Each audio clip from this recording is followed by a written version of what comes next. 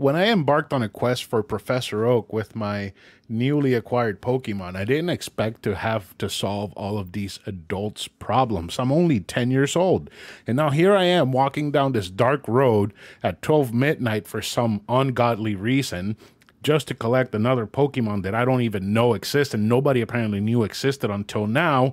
And now I run into this weird thing standing right here in front of me that I don't even know if it's a Pokemon or not. All I know is that it has a giant scythe and it's looking at me menacingly. I don't even know what it wants. Should I just throw a Pokeball at it, see if I'll catch it? I'm here to glean you. No, I'm here to glean you. I don't know what that is. You don't know what gleaning is? No, are you a Pokemon? Are you from the mortal age? No, what are you? I'm a Scythe. I don't know what that is. Like a Scyther, a Pokemon? Like, do you say your name over and over? Pokemon? Did you just... Seriously, this giant entity, being God that I have behind me, following me, this giant fucking bird, this is a Pokemon. I think you have been transported through time from the mortal age to my time where scythes exist. Because if you don't know who I am... What is a scythe? I know what a scyther is. I don't know what a scythe is. What... Are you an evolution of a Scyther? Is it before what Scyther was? I'm so confused right now. Kid, I have no idea what the fuck you're talking about. But basically, I'm here to kill you because society is to the point where people don't die. And I have to make sure that we keep population under control. Yeah, I'm pretty sure. So peace out to you and this big fucking thing behind you. I'm pretty sure I don't die. On my last nerve. I'm pretty sure I won't die because... Oh, you're gonna die. Nobody in the world... You are going to fucking die. In the world of Pokemon, nobody dies. But you know what? Maybe I could help you die or kill me by going over there and eating at that Checkers because you know what? Let me guess. A Scythe and a Pokemon trainer enjoy Checkers. Yep!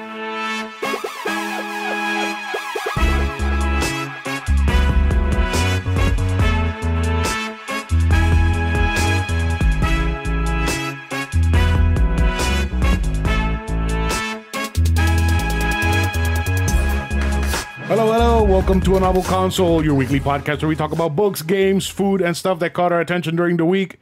My name is Chris, and with me is my beautiful co-host and wife, Karen. Hello, beautiful people. That was the longest intro we've ever done. Yeah, and you didn't even run it by me beforehand. That was totally off the cuff.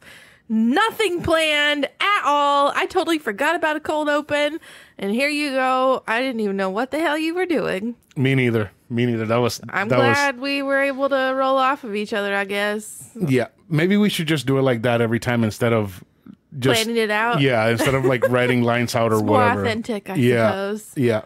Hey, so you know how in some previous episodes I've said that I think that the Matrix is glitching or having issues or something like that? Yeah. Recently, we found out that somebody we know has a boyfriend, and the boyfriend's name is similar to her dad's, and then her boyfriend's son's name is similar to her nephew's, and then boyfriend's daughter's name is similar to her niece's. But boyfriend is also the same name as the brother that is the parent of the niece and the nephew that has the same names. So she's like literally dating her brother and his children. Yeah. So not only that, like things are just getting so weird. There was something that happened this week that we're gonna talk about that on Garbage. So it just seems that things are just imploding in on themselves. And just for that story that we're gonna talk about on Garbage is gonna be after we raid Garbage. So before we do house cleaning so or don't housekeeping, tune out for the housekeeping. Yeah. That the story is it's very weird. I still can't believe that it happened. But the reason why I bring up that the Matrix is collapsing, apart from all this weird shit that has been going on, is that last week I had found out that something called El Chavo cart exists. And if you're Puerto Rican or Mexican or Latino of some sort and you had TV growing up, then you probably know what El Chavo del Ocho is.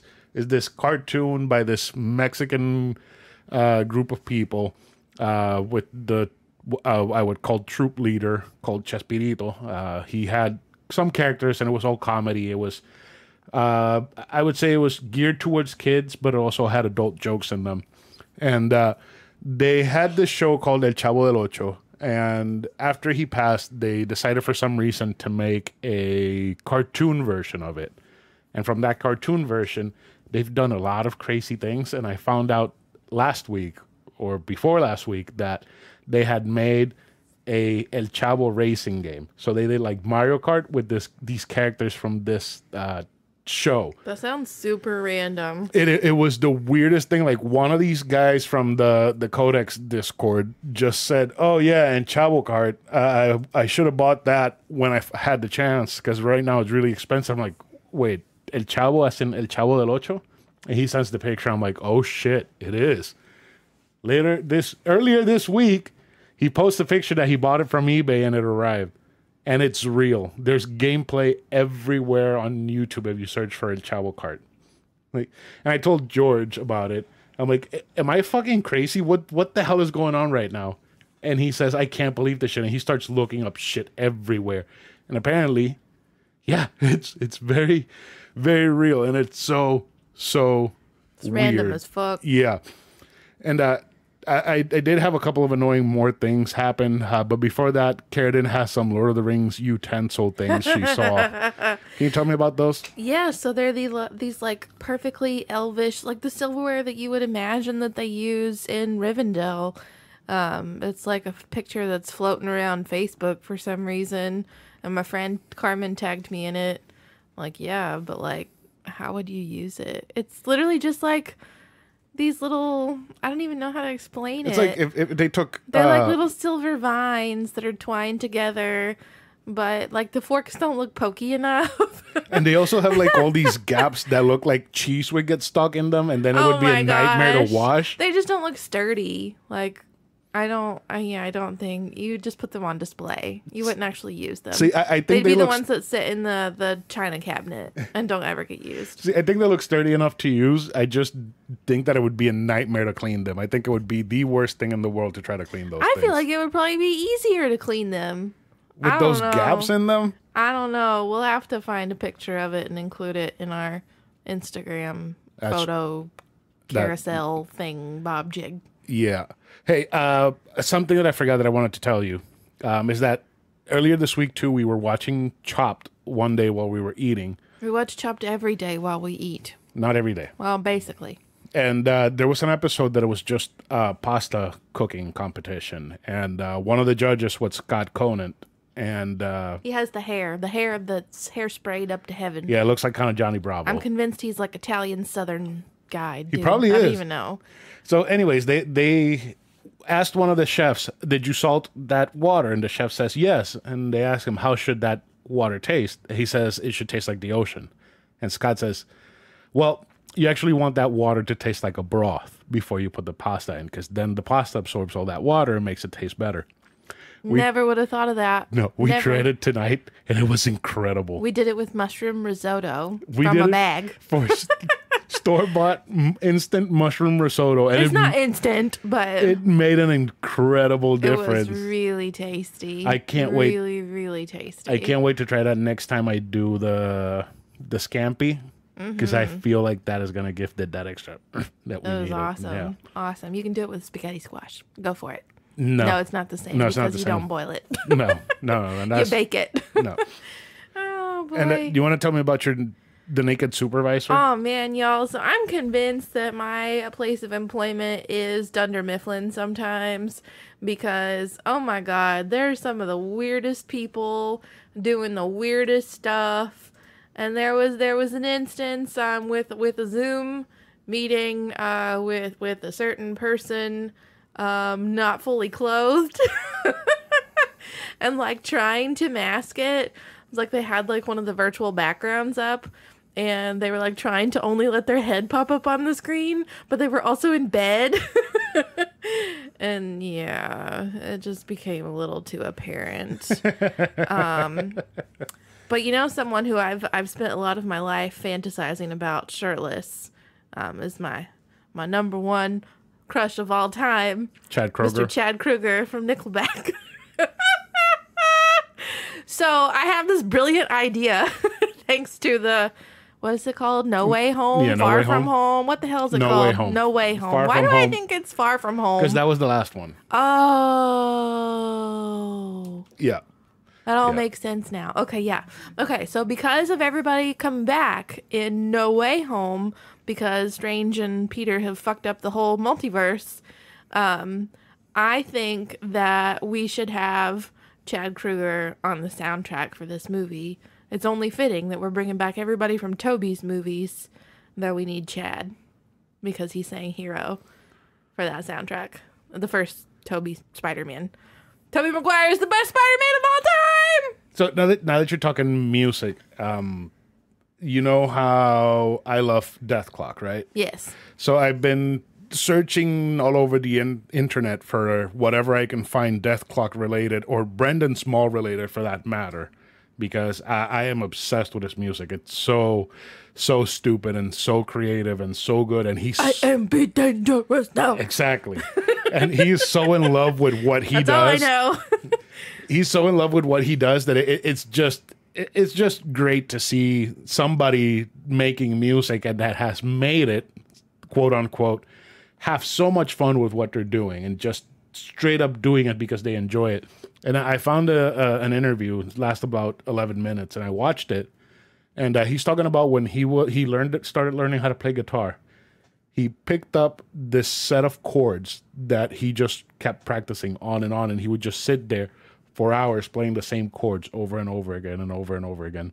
And his siblings would walk into his room and just be like, dude, just play anything else. Just anything else. Just stop playing those chords. I'd probably be the same way. Play whatever else you want except for those chords. Just stop. And I started laughing because it reminded me of when I learned how to play drums. Oh my God. I would keep practicing how to use the two pedals at the same time while doing other stuff with my hands and just keeping a rhythm going. And it would annoy my sister, my mom, my dad, my neighbors, my dog. It would annoy everyone. I can only imagine. But I can relate. You know, it's something. I'm pretty sure that if anybody has tried to teach themselves how to play music or any instrument like that, they've probably gone through the same thing where they're just practicing the same thing over and over again until they get it right. Played a lot of chopsticks on the piano. Yeah. Dun, dun, dun, dun, dun, dun, dun, dun, dun, dun, dun, dun. Yeah. Over and over and over. Speaking about annoying things, something very annoying happened to me the other day. Oh my God, it's more annoying for me that you want to like spend all of our money on this shit. So, I mean, I know it benefits me too sometimes, but it does. So the Switch, I set it up to download a game that I wanted to play that I hadn't downloaded into the memory card. And it took about an hour for it to download. So I went outside for like half an hour, and when I came back, I looked at the Switch, you know, I came back into the room to make sure that it had finished downloading, and I see that the Switch is in the dock, and it looks orange along the edges. So I picked it up, I'm like, what the fuck is this? But this has never happened. I had no idea what it was. I tried turning it off, docking it back in to see if something happened, and nothing, and I Googled it. And apparently it's a thing called the orange screen of death. And apparently Luna is really offended by it. See, the thing She's is, digging a hole in the floor. the thing is, the listener probably won't hear her until we say Luna is digging a hole in the floor. Oh my God, never it's so loud right now, though. The mics don't pick it up. It's terribly loud. So, louder than usual. So I Googled it, and apparently the orange screen or blue screen of death on the Switch means your Switch is on its way out or it's already out. And it says just hold the power button for 10 seconds, have it do a hard reset, and then turn it on, and it should work. If not, you're going to have to contact Nintendo so they could fix it. So I held the power button. It turned off. Luckily, it turned back on. But now, I am starting to save up to buy a new Switch, because if that thing dies, I am going to be furious if I don't have a backup for it. The same thing is happening to my Kindle, and you're going to buy me a new one. Yeah, probably for your birthday. Okay, thank you. That's not that far away. Okay, No. cool. Yeah. Yeah, okay. Yeah. Anyway. I probably won't buy you a Kindle now that you know. That's okay. Some surprises should be spoiled because it makes them better. Whatever. Anyway, so speaking of things that I like for my birthday, I love key lime everything. I love key lime cake. I love key lime pie. I love key lime everything. Dildos? Oh, I don't know about that though. I don't know about that. Don't know. But anyway, we even had a key lime wedding cake. I can't remember if we talked about that or not, but my mom made it. It was delicious. It was my dream come true. Oh, just because you don't appreciate key lime the way that I do, you know that was a good cake. I don't appreciate key lime or lime, period. I like limeade. Oh, boy. I like lime-flavored soda. That's it. Well, anyway, we went to Walmart a few nights ago, and as we were standing in the abysmal checkout line, we realized we were standing next to a Twizzlers display.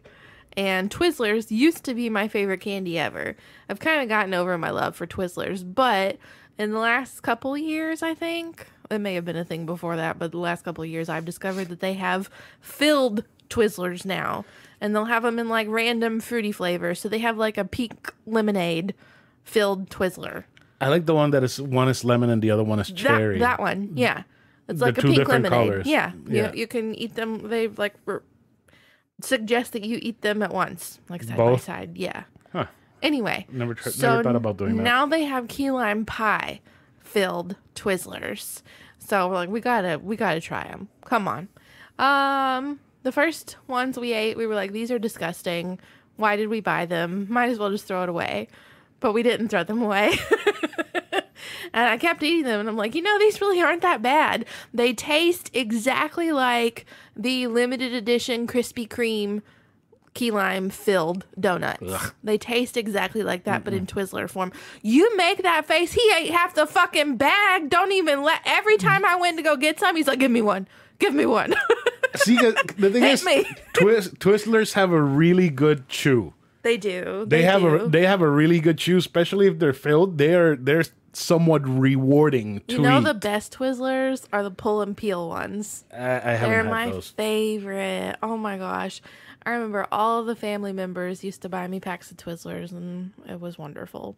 Speaking of family members buying us things, my stepmom sent us a care package with a Thunder shirt for Luna. Finally, our nervous little dog has a coping mechanism. Finally. And she is obsessed with her Thunder shirt. We pull that thing out, and she jumps up. She runs to us and gets ready to have it put on, and she's obsessed with the Thunder shirt.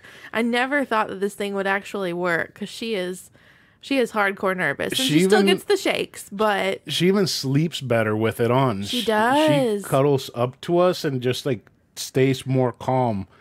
Except for the other day, we forgot to put it on her before bed. I'm so sorry. And there was a thunderstorm. And she was shaking so hard that she woke me up. So she needed you to hold her. She needed that comfort that the Thunder shirt gives her. That's true. All right, so let's go into two emails that we have from Burger Champ. One is from last week, and then the other one is from this week. I keep forgetting that we didn't record last week. Oops. Yeah, we just... we were burnt the fuck out. Yeah, throughout that one episode. Anyways, Burger Chimp has an email for last week that says, excuse any errors this week. Brain has not worked so good. Work killed brain. Same with us. That's exactly why we didn't record. Shit, I still feel like half of my brain is melted. Right? I feel like I had an aneurysm and I haven't noticed yet. Don't say that. Speaking of work, what book/game universe would you like to be an Uber driver in? Oh my God. What character would you want as a fare? And while you're in the car, what sit-down restaurant chain do you wish had a drive-thru? Keep in mind this food will be eaten on the go, so it needs to be easily consumed in the car. Might not want to pick spaghetti or pho. I feel like he knows us. I mean, he has listened. We love Burger Champ. We need to go get some pho together. Okay. He has listened to every episode. That's crazy. Yeah. I haven't even listened to every episode. You haven't listened to one any episode. episodes all the way through. I can't stand listening to myself. I hate it. I sound so much cooler, but then I hear myself. I'm like, oh my God. I sound like a little girl. I have a disconnect with what my voice sounds like to what sounds when it comes out of my mouth inside my own head. Exactly. And that That's when I how listen it is for to everybody. You sound different to yourself than you do separate from inside yourself. Yeah, so when I listen to it, it doesn't feel like it's me talking. It feels like it's somebody else talking to my wife. Yeah. So, all right, let's start. Kill that motherfucker. So, what book universe would you like to be an Uber driver in, and what character would you want as a fare? I would definitely want to be an Uber driver in one of my contemporary romances. and just A carriage? pick up an Uber carriage? No. Contemporary romance is modern day romance. Oh. Yeah. Told you my brain's not working right. No, either. I just imagine like picking up this hunk or just a really cute couple and getting to take part in their love story, but like also us being in like a car crash and no, not like a bad car crash to kill us, but like me bonding with them and like being her bestie and part of their story, and I'm like a major minor character. I don't know. Major minor. That was so stupid. That's pretty good. See, I've been thinking about this since I got the email, and I still don't have an answer. Really? But I'm gonna have to choose Pokemon because most video game worlds are extremely dangerous. Very, very dangerous. Yeah. So I would like to be an Uber driver in the Pokemon world. You don't want to be an Uber driver in Yakuza? Fuck no. No, hell You'd be no. dead. Yeah. So I would like to be an Uber driver in the Pokemon world, and my fare, any of the gym leaders, it would be cool to hear all the stories of, oh, this little 10-year-old kid came in and beat my ass and took my badges, and now he's like the champion of the world, the best Pokemon trainer ever. So what about a sit-down restaurant chain that you wish had a drive-through? Oh my gosh. This doesn't have to be in the Uber world, right? No. Okay. Oh man, this is hard. Oh boy. Ooh, I know. I wish that Teak Neighborhood Grill had a drive-through because burgers and fries, so it's pretty easy to eat on the go. Even like the Teak chips would be easy to eat on the go. But we went to Teak last night with our friends, and I got a new burger off of the secret menu, and oh my God, it was like an orgasm in my mouth. It was really good. It was so good. That burger was the first time I've had smoked anything and it didn't taste like shit. It was so good. It was really good. Smoked bacon. Yeah. I would pick Firehouse.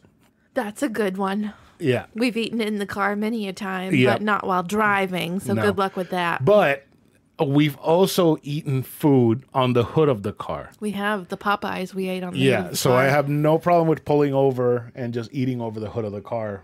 Did I ever tell you that after you told me that would be a thing when we go to Puerto Rico, that I saw an entire family at Taco Bell one time when I was with Alan, and they took their whole feast and ate it on the hood of their car, like 8 people eating off the hood of the car. I mean, if you go to Puerto Rico and you order There was seating.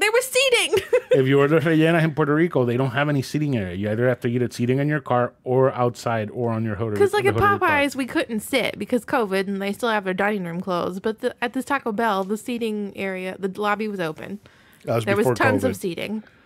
Okay, so second email. Time to make tough choices. Chris, pick 3 video game soundtracks to be the only ones you can hear for the rest of time. Any game you play will have one of these 3 soundtracks. Carradine, pick 3 movie soundtracks to be the only 3 movie soundtracks you can hear for the rest of time. Lord of the Ring movies are counted individually. Fucking hate you. Both. Pick 3 pizza toppings to be the only 3 toppings you can ever get on a pizza for the rest of time.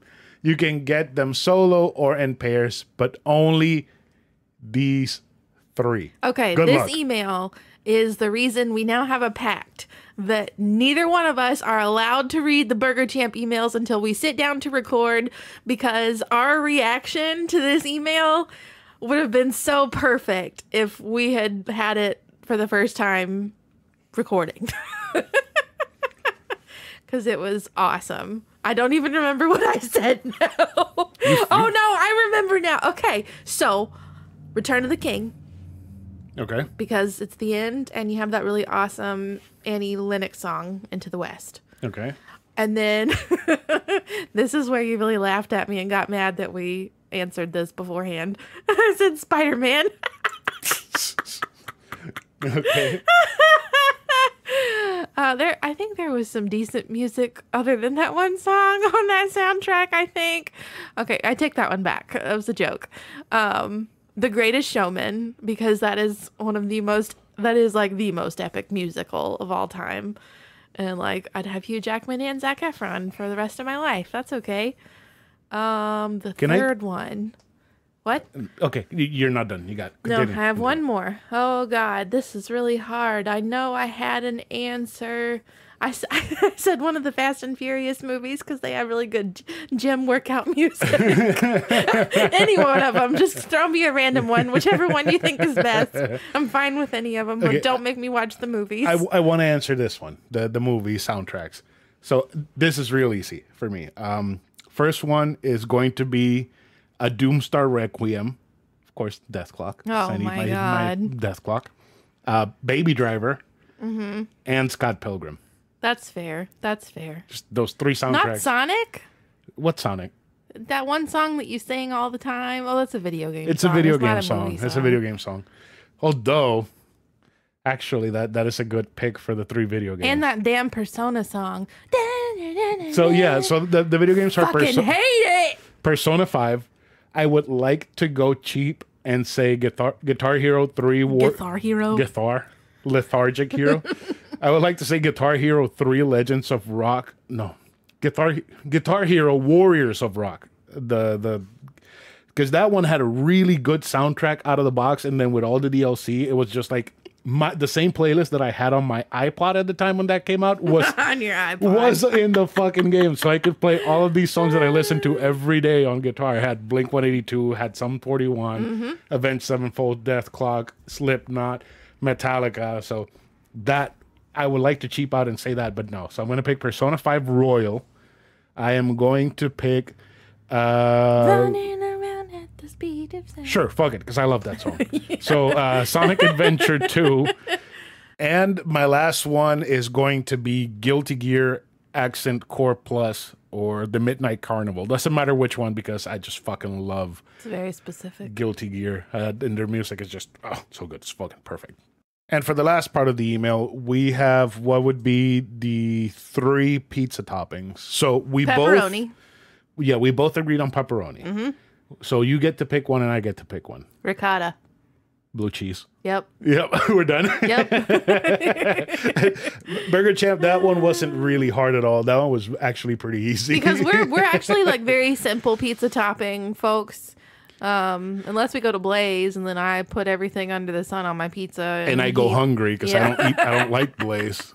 God, their pizza's so bad. God, it's so good. See, I don't like brick oven pizza, and I especially hate theirs because their ingredients are so fresh, or they kind of just like let them sit too long in They're their like containers, watery, and it kind of makes it's excessively watery. Yeah, that's so you get kind of like a little nice outer crust, and then everything else is just soggy wetness mess. Yeah, just throw it in the trash. You got to eat it with a fork and knife, pretty much. Ugh, that's not how you eat pizza, unless it's deep dish. We love deep dish. That's pretty good. But that's different. Yeah. Okay, so before we start with your segment, this week is the week that we do our Patreon chosen book and game for the month of August. You have a book that was chosen by Patreon, and I have a game that was chosen by Patreon. My game was Pokemon Soul Silver until I noticed that my Soul Silver cartridge had the cover, the label or cover or whatever peeling off. So I didn't want to put that on my DS and damage it further. So I just went with the next best thing, Heart Gold, which is literally the same game with different Pokemon. I didn't realize we did the same thing, basically. Yeah, but yours was different. You care to explain which was the game that you won and the book? So The Water Dancer by Ta-Nehisi Coates. I'm sorry if I butchered that name. Is what won. And I promptly DNF'd that book and started reading the second choice, which was Thunderhead by Neil Shusterman. All right, so let's just go ahead and get into Book talk. Book talk.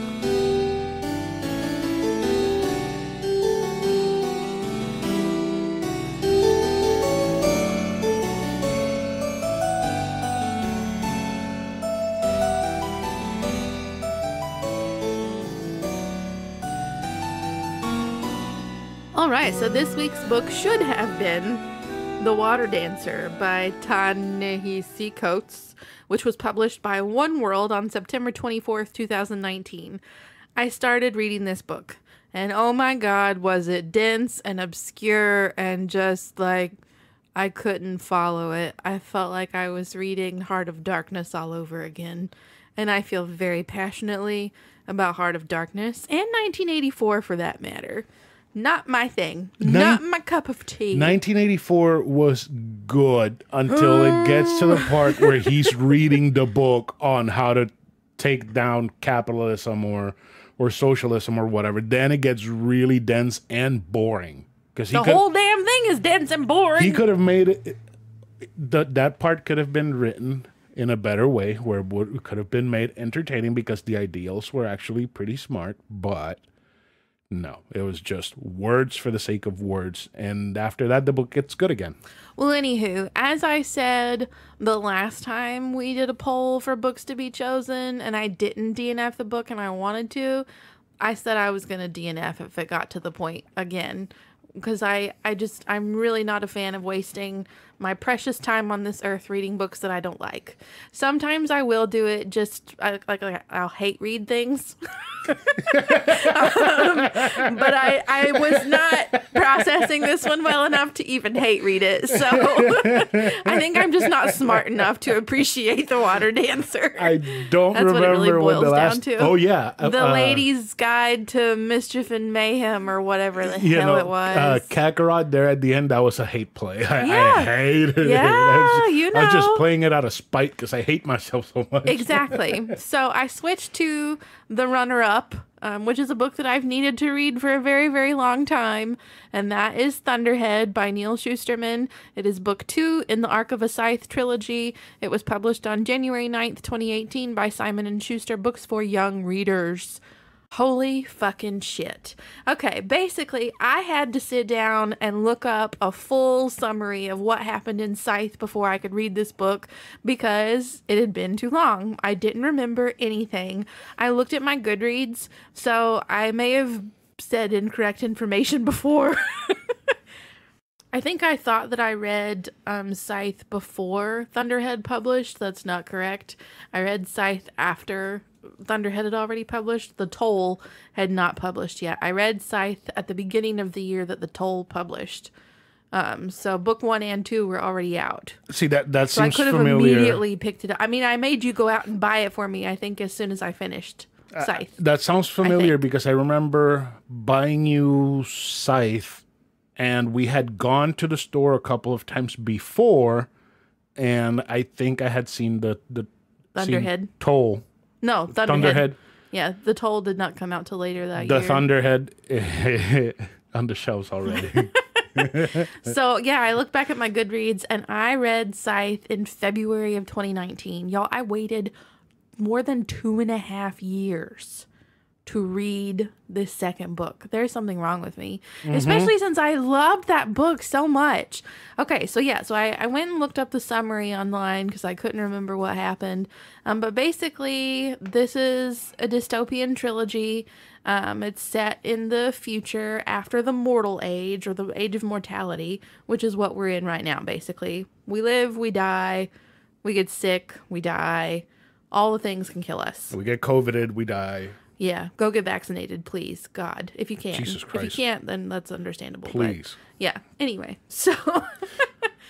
Now that you say that, a few weeks ago, the drummer for The Offspring got kicked out of the band. What? Because he didn't get vaccinated. And he wouldn't get vaccinated because he couldn't get vaccinated. Well, that's different. If you can't get vaccinated, that's a totally separate. His doctor was telling him, you had COVID. You're fine now. You can't get the vaccine because you have another underlying condition that if you do get the vaccine, you could die. And him and the band decided to part ways. Apparently it was amicable, but everybody was saying, and everybody made it sound like he got kicked out because he wouldn't get vaccinated, like trying to make him look. But if he can't get vaccinated, not getting vaccinated and not being able to get safely vaccinated are two completely different things. Yeah. But I understand. I don't know. We don't need to get into this. it could spark a huge debate that we don't want to find ourselves in the middle of. We're going to have our 3 listeners fighting each other. Oh, God. And they won't even know where to fight each other because they don't follow us on all the same media, on all the same social media. Oh, God. So one will be commenting on Facebook angrily, the other on Instagram, and the other on Twitter. Okay, anyway, so basically, like, think of a world that's, like, ruled or moderated by an AI system called Thunderhead, the Thunderhead. It's basically like this all-knowing computer that has cameras everywhere that literally knows everything that's happening everywhere in the world except for in a couple places that are not under its jurisdiction. It's like AM, but not homicidal. Wait, what? AM, the supercomputer from I Have No Mouth. Yeah, it's not as diabolical as that. That's cool. I read another YA like sci-fi series, The Illuminae Files, and right, you've I seen that on that. my bookshelf. Yeah.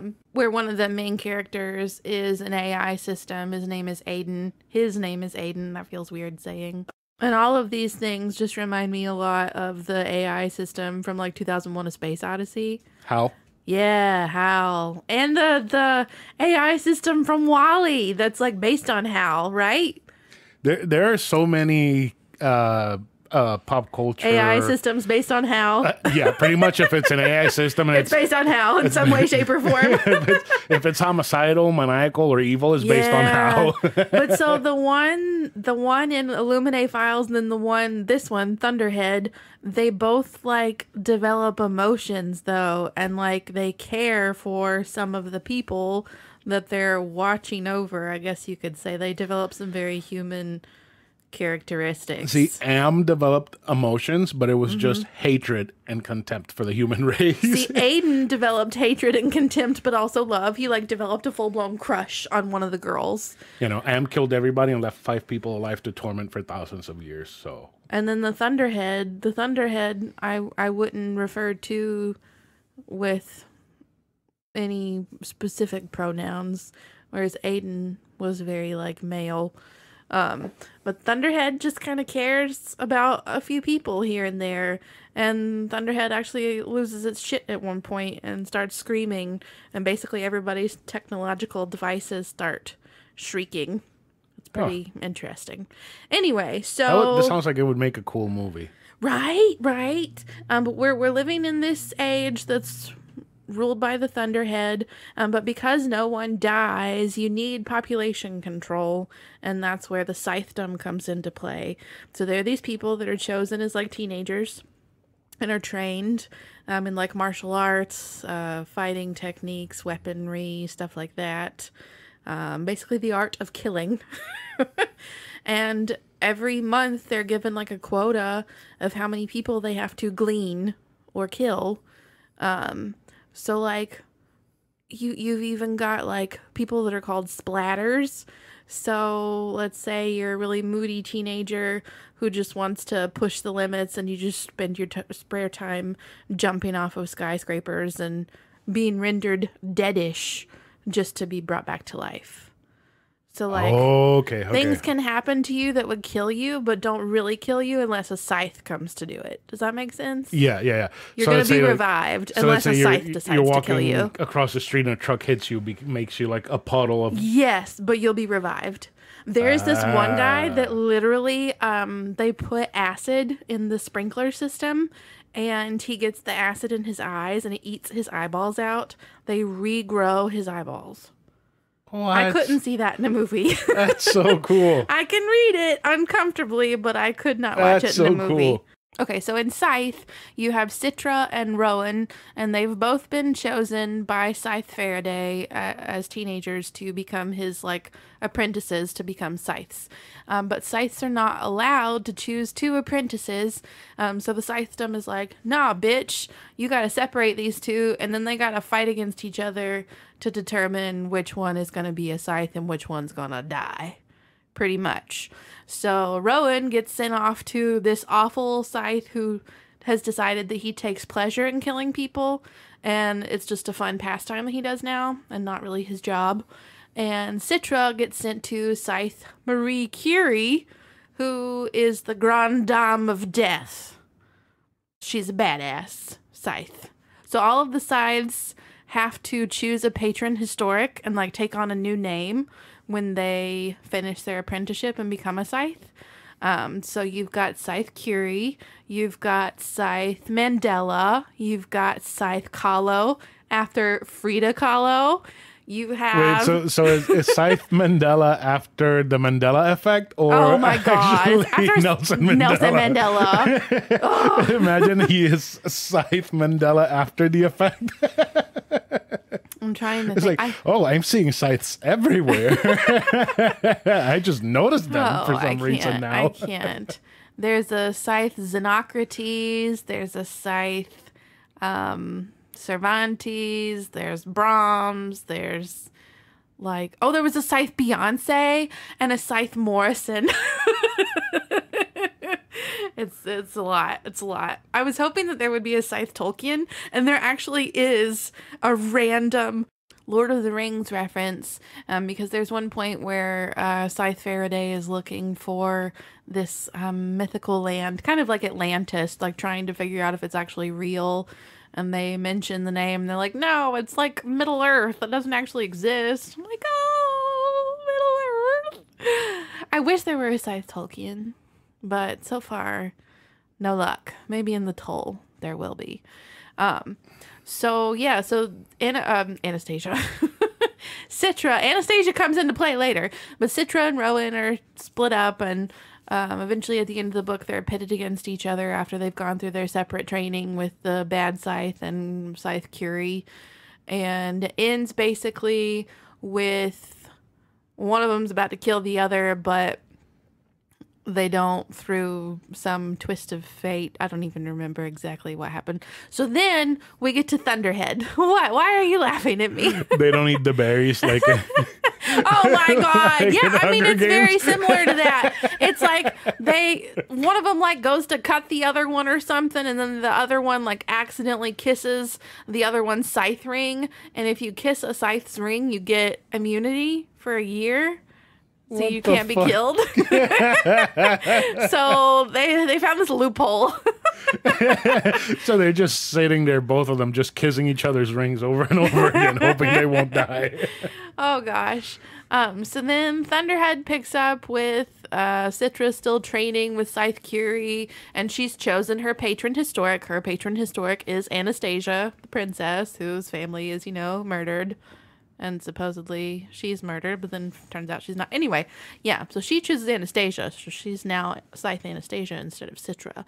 And meanwhile, Rowan is out running rampant, killing Scythes that he thinks have been unethically gleaning people. So, like, for instance, there's this one Scythe Wait. Is Scythe Curie based on Brandon? No, Marie Curie. Yeah, it wasn't going to work because it's Brandon Urie. Yeah. Yeah. Imagine. So, no, not him. Scythe Corey Taylor. Oh, my God. I can't. I mean, it's close to Scythe Beyonce. So. Jesus Christ. That was so stupid. Oh, Lord. Yeah, that one made me cringe a little bit. Cringe just a little. It's like you imagine you're going to be gleamed by Scythe Beyonce, and all you hear is like, oh, the single lady. Oh, the single lady. Oh, the single lady. Oh, put your hands up and you die. Oh, God. That's awful. But Rowan is gleaning all of the Scythes that he thinks are being bad. Because, like, for instance, there's this one Scythe who is only killing a certain race. There's another one who, I can't remember exactly what he was doing, but people doing terrible things. And he was never actually, like, ordained as a Scythe, basically. Since he didn't win the battle, technically. The other one did. He just kissed her ring. And he chooses to name himself Scythe Lucifer. So that's fun. The more you talk about this book, the cooler it sounds for a movie. It's so good. Or like a point-and-click adventure like the Tall Tale Walking Dead games. It just seems perfect for that. It is awesome. I mean, it is action-packed. There is never a dull moment. You've got some side characters that really play into things because the Thunderhead cannot get involved with the Scythedom. It's like the separation of church and state. So like if you and I are regular people, the Thunderhead can actually like talk to us in our heads, basically. But it has a total disconnect from the Scythedom. It cannot get involved in any way, shape, or form. There's one point where Citra is rendered deadish. And when she's in the in-between state between being dead and being revived, the Thunderhead can talk to her and basically tells her, hey, this is the only time we're ever going to be able to communicate, but you're important. Stay alive. And she's like, okay, cool. But then like immediately she jumps off the building and it revives her again. He's like, I told you to stay alive. So we have this important like side. She's allergic to peanuts and eats a peanut butter sandwich. Oh my God. So we have this side character who seems like kind of inconsequential. He seems like this really boring, average dude. His name is Grayson Tolliver. His parents didn't really care about him, and he looked to the Thunderhead as like his parent, basically. The Thunderhead was there for all of his school events and stuff like that, through all the cameras and stuff. So he thinks of the Thunderhead as his parent. And the Thunderhead comes to him and tells him, like, these two Scythes are about to be attacked, and I need you to be there to protect them. So he does what the Thunderhead says, takes care of it. But basically, I need to wrap this up because I'm rambling. But this book, like, Neil Shusterman is a master of words. There are so many quotable lines. There are so many. Just I was reading. I'm like, I need to write this down. I need to write this down. I need to write this down. It's so funny. Like, there's one point where Scythe Curie says that basically the Scythedom, because it's so dramatic and stupid and pompous, is high school with murder. That was pretty epic in my mind. There were so many moments that gave me chicken skin. I cried. I was like heaving at one point. I was crying so hard. It's so good. And the cliffhanger is just like, oh my God, thank the Lord all 3 books are published already. So it's over at the Toll then? Yes. Okay. Yes, the Toll is the final book. So I immediately went to the bookshelf and grabbed it because I will not be waiting 2 years to see what happened. I feel like these books would be great for that series that I want to do on Patreon, where we read a book or play a game and we tell the other person the story. I feel like these books would be perfect for that. Yeah, because I mean, they would need to go on Patreon because they'd be so full of spoilers. Like, yeah, I feel like that would be great. Maybe you should reread the first one before you jump into the Toll. Oh God, no. We'll figure it out. All right. I read the summary for a reason. What else do you have to say about this book before we go into games and stuff? 5 stars, 5 solid stars. It was so good. I'm really worried about the next book because I've heard some not so good things. But we shall see. Will it be another? What was the third book that was really bad? Fucking Hunger Games. All the single ladies. Fucking Beyonce takes the center stage, and that's why it's so bad. Oh my God. All right, so is that it for the Thunderhead? Thunderhead, yes. It is it. Yes. Okay, so now it's time for games and stuff.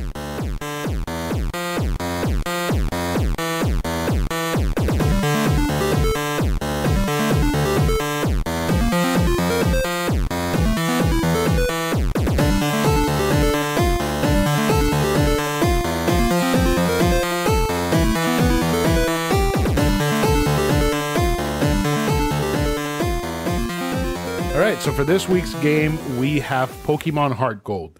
The winner was actually Soul Silver, but then I noticed that thing about the cartridge. I really didn't want to damage it, so I just went ahead and picked the same game, just a different version. We're full of deviations here. Yeah, no, we'll make sure that the next set of books and games to be chosen by Patreon are just 3. That way we can't deviate that much.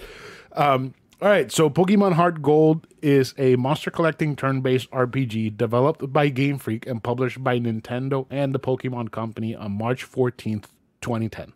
The game, along with Soul Silver, is a remake of Pokemon Gold and Pokemon Silver for the original Game Boy. And let me just say, I love Pokemon Gold and Silver, but I love it in my memories. In the nostalgia-fueled uh, fever dream that I live in. Been lots of fever dreams here lately. Lots of fever dreams. So this game, it's not bad. It's not bad by any means. It's just old. It just feels dated. It desperately needs not a remake. It needs the same treatment that Red and Blue and Yellow got with the Let's Go series.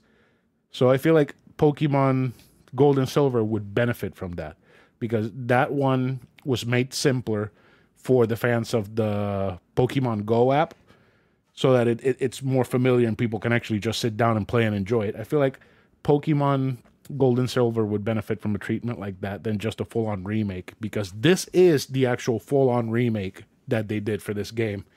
I don't think they're ever going to do another one, but we never know. Nintendo is a weird company.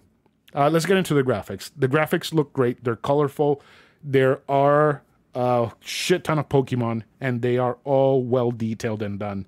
So they did this thing that every time a Pokemon comes out in battle, it does a sort of a little dance along with its cry that they recycled from the original Game Boy games.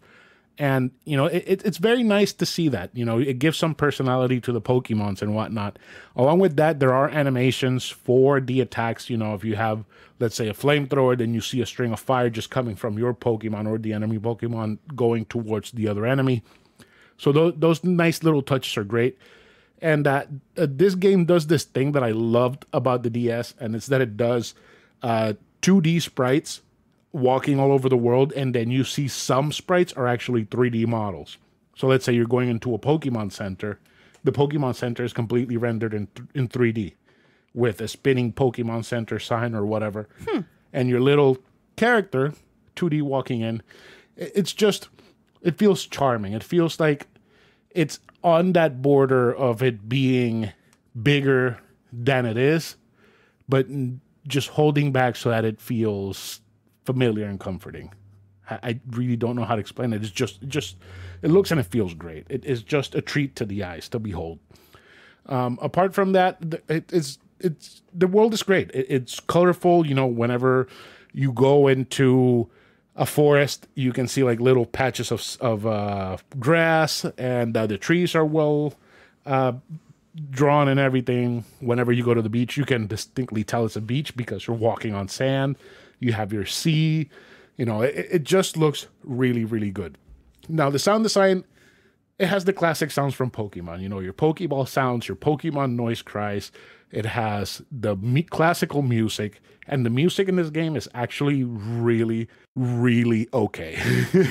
I was about to say, it really, really got to the point where it really, really was annoying me. Yeah. A lot. I kept going up and down with the music volume because, oh my God. Will you please just turn it off? Yeah, especially, let's not go to that part yet. But it does remix some of the music from the classical games into like a more modern take of them. And some of them do really well. The Team Rocket theme is actually really, really catchy. I actually like it a lot. The theme for the Kanto region gym leaders is actually a really good version of the original one rearranged. So personally, I did like those, and I did like when you go to Pallet Town in the Kanto region, it plays that original song from the Blue and Red games with a little spin on it. You know, it feels familiar, it feels good, and it's good up to a certain point. There is some music in the game that is just bad, and there are some noises in the game that are just irritating. The major one being when you're low on health and your health is in the red. It starts doing this doo-doom, doo-doom, doo-doom, doo-doom noise that just drives me up the fucking wall. That's not obnoxious at all. No, especially with the speakers going all the way up. Oh my God. So I kept having struggle issues with the game, and I would keep having to go up and down on the volume and up and down on the fucking volume all the time because it would just drive me nuts. Apart from that, it's a good well sound designed game. It just has those little moments that are annoying. Now the gameplay, this is basically an RPG. So you collect monsters, you level them up and fight people with other monsters to gain levels and experience and, just advance the story in general. The story in the game is really simple. Basically, you're a 10-year-old child who gets his first or her first own Pokemon, and you get sent out on an adventure to fill out a Pokédex so that, you can help the professors of this world study Pokemon and gain more knowledge on rare Pokemon and whatever for some stupid fucking reason that makes no sense. Because professors need help from 10-year-olds. Exactly. And these professors, when you go to their labs, they're just standing around. They're not doing absolutely anything else. So basically, they want slave labor. Pretty much. And their excuse is, oh, you're helping with my research. Mm-hmm. Yeah, so no, fuck them. Anyways, so throughout this journey, apart from collecting information on Pokemon, you're battling gym leaders to get their badges so that you can go fight the Elite Four and eventually be inducted into the Elite Four Hall of Fame as one of the best Pokemon trainers in the world. That Elite Four fight was complete and total horseshit. There's some things about this game that I completely fucking hated. The first one was trainer Whitney. Whitney is the leader of the normal type Pokemon gym. Mm-hmm. This is I think the third or fourth gym that you actually go to. Her Pokemon are, I think, a Granbull and a Milk Tank. A Milk Tank, just imagine a bipedal cow that does an attack called Rollout. The more the attack hits, the more damage it does. And I think it's about level 20. By that point, all the Pokemon that you have fought up until then are max level 10, level 15. So you are not anywhere nearly strong enough to fight her Pokemon. Luckily, there is a character in that town where her gym is that you can actually trade a stupid Pokemon for a Machop. And what? That Machop has the type advantage over the Milk Tank. So you can actually beat the Milk Tank pretty easily. But still, I struggled with that fucking fight. It was a fucking nightmare just to get that Machop up to a level decent enough to do damage to that thing. The thing is, the game, whenever you fight, you just don't fight and cause damage. The way that you do is that it does this sort of rock, paper, scissors way of fighting where, let's say, fire beats grass, grass beats water, water beats fire, and so on by adding on more elements. So they add fighting, they add ground, they add normal, electric, and so on and so forth. And you have to build your team in a way where you actually cover all of your weaknesses and your defenses against all of these different types of Pokemon and Pokemon trainers.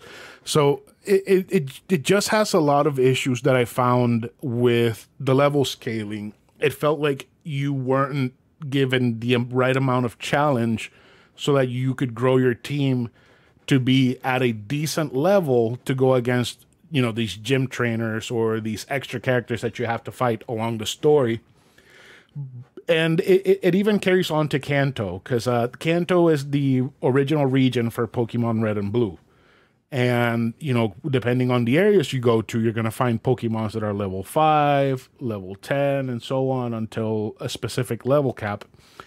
And it doesn't really carry well, because by the time where you get to Kanto, your Pokemons are in the level 50 to 60 range, which that's fine. And when you go there and you fight the gym leaders and the trainers all over the map, you find them to be level 40 and up. But then you find a Pokemon that you hadn't seen before in the game and you want to catch it, but you can't catch it because it's level 15, and any of the attacks that you do from any of the Pokemon you have are going to knock it out. So you won't be able to catch it. So it's just a bunch of little things like that that just make the game feel annoying and like work instead of just fun. Because when you're starting out the game, it takes a few hours for it to ramp up, for you to feel like, okay, I'm starting to get traction. I can rely on other Pokemons that are not just my starter, which I chose Cyndaquil because Cyndaquil is the best fucking Pokemon in the world. It's your favorite. It's a fire hedgehog. I love fire hedgehogs. It's pretty cute. Yeah. So, it just feels like the game doesn't do a good job of scaling the levels, and it doesn't do a good job of helping you progress at a steady pace like later entries did. I mean, last Pokemon game I played was Omega Ruby, and I felt like that game did a perfectly good scaling with the player and with the things that you had to do throughout the world. This game, I feel like it did. I don't know if it's just because of the time where it was released, where they were still trying to figure out how to make the games feel user-friendly. It just feels like an obnoxious game to me in many ways. Well, that one time that you had me take over while you were driving, but still needed to finish whatever the heck you were doing. Yeah, it was an Elite Four fight. That was the most annoying thing I have ever experienced in my life. So I felt like it was broken. It was. The game at point feels like it's completely broken. Yeah, and this is coming from a non-gamer. So it got to the point where all of my Pokemon ran out of moves because the Elite Four just kept healing their Pokemon and doing status effects on mine.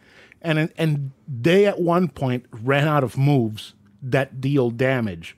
So all they kept doing was just status effects and status effects and status effects.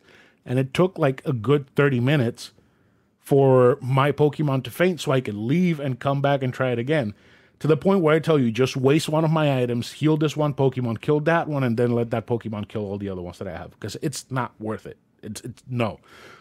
And the thing is that this game, it also has a bunch of other stuff to do. You know, apart from just the Pokemon collecting, it has, I think it has pageants and some other stuff that I didn't really experience because I really don't care for that part of Pokemon.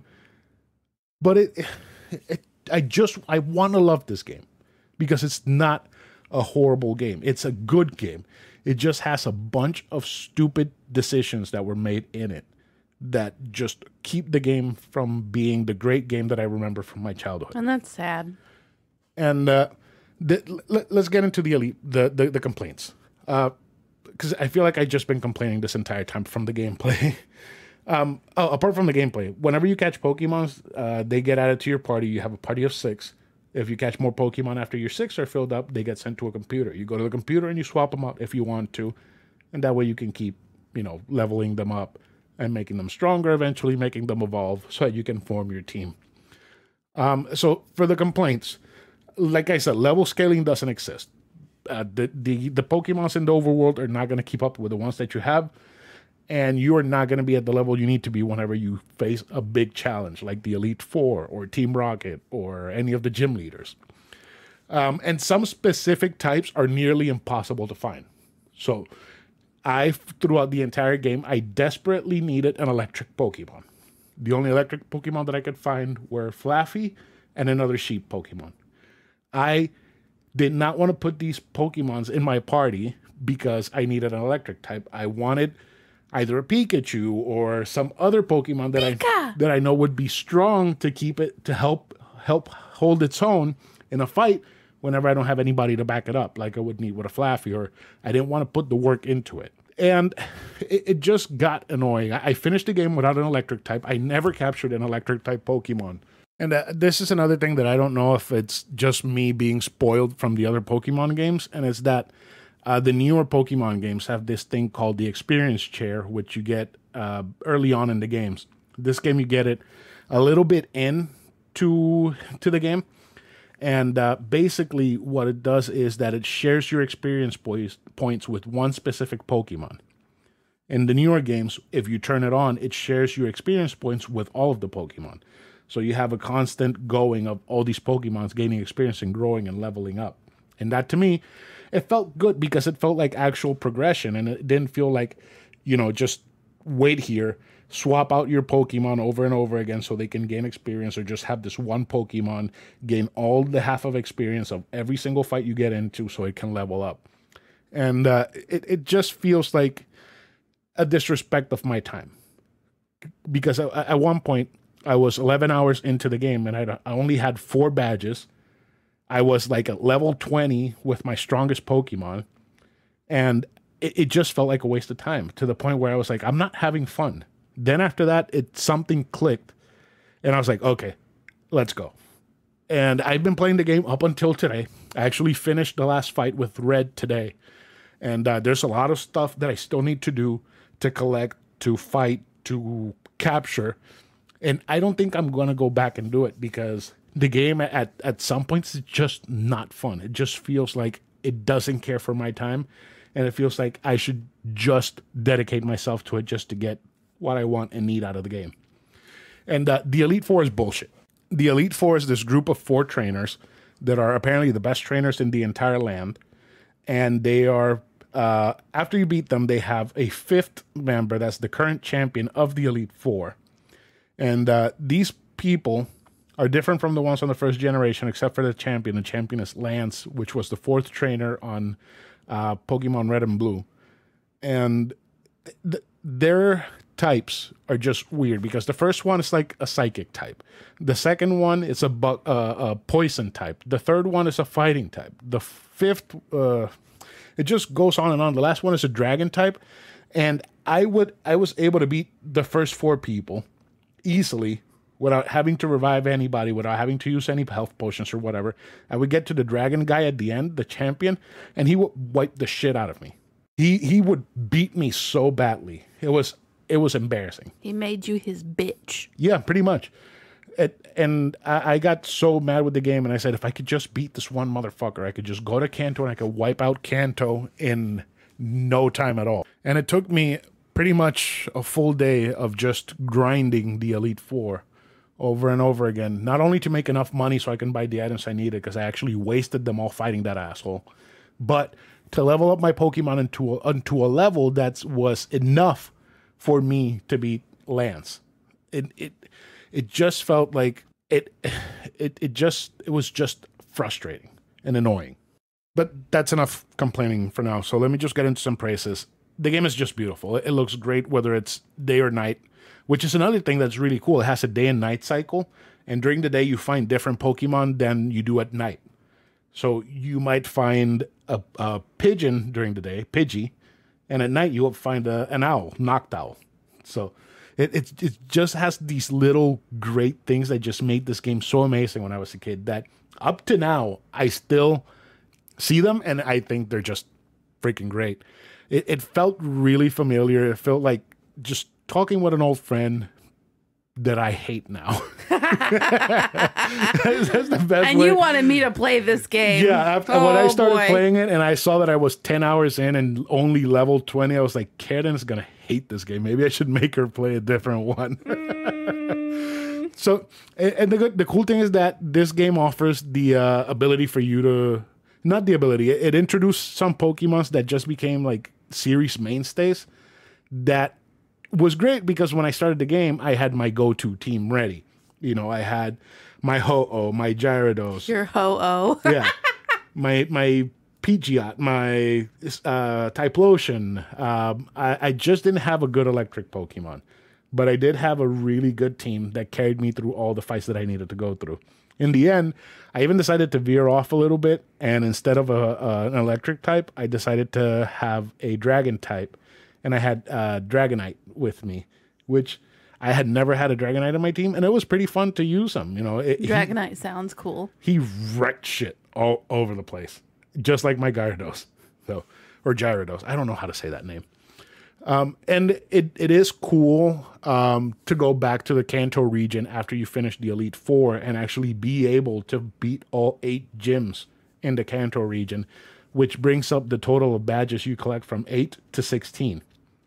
And it's really cool, too, because not only did they redo the whole Kanto region, but they also made changes to show changes that had happened in the region in the 3 years that take place in between the Red and Blue games and the Gold and Silver. So when you go there, there's an island that has an active volcano in it that had a gym in it. And in those 3 years, that volcano erupted and everybody evacuated the island. The gym moved a couple of islands down the sea. So you go down to that island and you actually get to fight in the gym. So there's really cool touches like that. And I think it's just amazing. Those parts were great. And overall, this game is good. It's not worth the $120 plus it's available for on eBay. And there are a few things that cost me horrible headaches. But the things that redeemed it were worth the time that I put into it. Overall, I'm kind of in a middle weird place with the game since Gen 2 is my favorite Pokemon generation. But unfortunately, this game made me want to bash my skull in with some fights and some things that happened. more than the fun that I had. And it made me want to play better Pokemon games than this one. So I have to give this game a 3.5. What? That's generous. Yeah. Generous. Yeah, I love the game. I really wish they would have done it so that it would be easier for the player to just get into the game and enjoy it. But because I feel like what they did with Omega Ruby and Alpha Sapphire, even though some people really fucking hate those games, I think it's great because I'm 31 fucking years old and I want to play Pokemon and relive my childhood, but I also don't want to go through the headaches and struggles of it.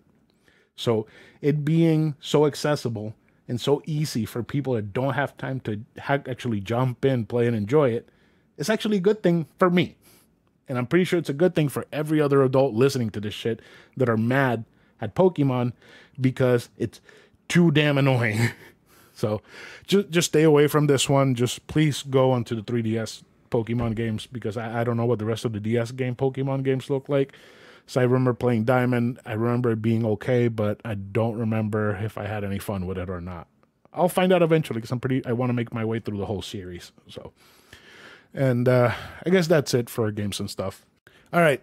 So do you know what time it is, Karen? It's time for Give Me the Garbage. All right. That is Give Me the Garbage.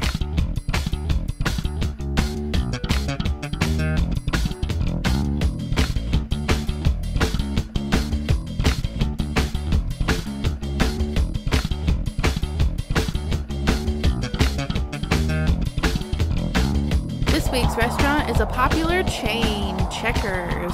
So Checkers currently has a newish sort of menu item. Yeah, I think it came out earlier this week. Yeah, so basically they have started serving chicken tenders with their fry seasoning. Which is a great idea. That sounds like $1 million idea. It is a great idea. Yeah, so we got an order of these chicken tenders with the fry seasoning to share. And then we got 2 burgers. I had the Buford, I believe. We both had the Buford because I ordered the bacon Scylla and they fucked up and gave me a Buford. So yeah, we both had Bufords. Woo! Go Checkers! Fucking up everybody's order. I was not excited about this meal by any means. And I came away feeling the same way. Those chicken tenders, you could not convince me that the fry seasoning was on those chicken tenders. No, I am convinced that we had unseasoned tenders. See, they didn't taste anything different. No, they didn't taste anything like the fries at all. They kind of taste like cafeteria tenders. They literally tasted like Friday chicken tenders from high school cafeteria. Yeah, they were like, literally. They were stiff. They just needed some bad honey mustard to go with them. Oh God, I fucking hate honey mustard. Here's the thing. If you're a fast food CEO and somebody comes up to you and says, "Hey, let's do this great idea with fried chicken or fried chicken tenders or nuggets or whatever," make sure that their idea involves a good sauce that pairs well with the thing. Because if your fried chicken tenders, fry seasoned chicken tenders had a good sauce to go with them, it would have been even better. They weren't. They're terrible. They tasted fine. I wouldn't go back and get them again, though. No. I mean, they weren't bad. They just made me feel like I was in high school, and they were underwhelming. They were not what I thought I was getting. Yeah, I thought they would at least taste a little bit like the French fries. Because the French fries are good. Yeah, they're decent. The Checkers French fries are good. There was only one Checkers in Puerto Rico while I was growing up, and it closed, and I was so sad when it closed because I would go there with my grandpa. Oh. And they always had really good burgers there. I remember from when I was a kid. Yeah, I've never just felt like, oh man, I really want some Checkers. Never. Literally never. See, now because whenever we're somewhat broke and we want to eat something quick and we go grab McDonald's, most of the time I'm like, I'd rather have Checkers.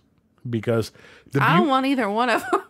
The Buford is Taco Bell. The Buford is actually a good burger. So yeah, I was really underwhelmed. I think I was just kind of over everything that day. That didn't help. But I mean, it's just a burger. It's kind of bland. It's just beef patty, lettuce, ketchup, tomato, mayonnaise, onions, mustard.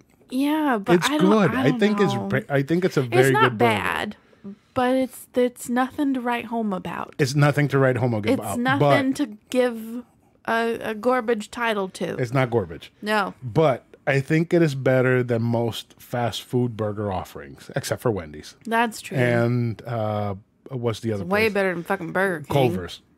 Oh, Culver's is the best. Yeah. The best. It's like, I feel like it goes Culver's, Wendy's, Checkers, McDonald's, Burger King. Or Burger King, McDonald's. That's fair. No, I think McDonald's is definitely before Burger King. 100%. So it's a decent burger. It tastes good. The toppings, they felt fresh. And it's a well constructed burger. You know, it's not messy by any means. It's just a fast food burger. Like, if you think fast food burger, this would be the thing that they would use in a movie to convey fast food burger. Yeah. Because it is like the definition of a fast food burger. That's fair. And their fries are good. The seasoning, whatever the heck it is good. It's like, they remind me of like the Arby's crinkle fries. That's the only thing I like from Arby's, the fries. Okay, I see that. But I did not taste those seasoning on those chicken tenders. No. You cannot fool me. No. They're chili dogs. Checkers chili dogs. These Never had one. They are probably the best fast food chili dogs out there in the world. Better than Portillo's? No, but okay. I don't really consider Portillo's a fast food place. They have a drive-through. It's fast food. I feel like it's more of a sit-down place. They have a drive-through. It's fast food. If it weren't so popular right now, it would be fast food. I guess. But those chili dogs, they're something else. That chili is barbecuey. It's hearty. It's meaty. It's good. It's good chili. It's a good chili dog. I think Checkers deserves okay. I guess. No? I'm kind of more in the meh range. The meh range. See, the thing is, meh and okay get you an enjoy. Garbage gets you an eats. Yes, we had to have that argument today.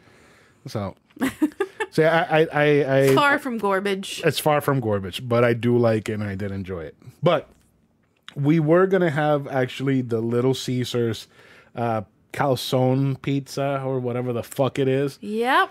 And we had Matrix breaking experience. An experience where the Matrix broke regarding Little Caesars. And before we start, Ronald, if you're listening, you're a fucking bitch. Yes, and we will make you our bitch, Ronald. Okay, anyway, so here's what happened with Ronald. So I was working from home. I decide I'm going to order this pizza shortly before I clock out so that my lovely husband can run to Little Caesars and pick up this fucking pizza. I have not eaten Little Caesars since I was in high school for good fucking reason. Because as cheap as it is, it tastes like cardboard. There is a reason it is so cheap. It is not worth eating. Okay, but we decided we wanted to review all of these limited edition fast food things for the podcast so that more non-local people can also enjoy these things that we review if they're worth eating. Instead of just giving you a bunch of Orlando food that you might not be able to eat unless you go on vacation. So Chris goes to Little Caesars to get this pizza. He calls me and tells me, hey, they don't have any of the ingredients, so we can't get the pizza. I'm like, well, we don't want to eat Little Caesars just for the hell of it. No way. So have them cancel the order.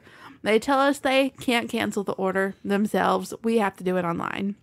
Of course, the confirmation email that I got is archaic, and I didn't make an account when ordering this fucking pizza because who the fuck's gonna order Little Caesars again? If you're a Little Caesars fan, I'm so sorry, but it's trash. So trying to figure out how to cancel this order. Can't figure it out. Call their customer support line. Every time I make it to the head of the queue and it says, there are 0 people in front of you, the call drops. I called more than once and it did this every time. So we're talking again. He's like, why don't you go take it to Twitter?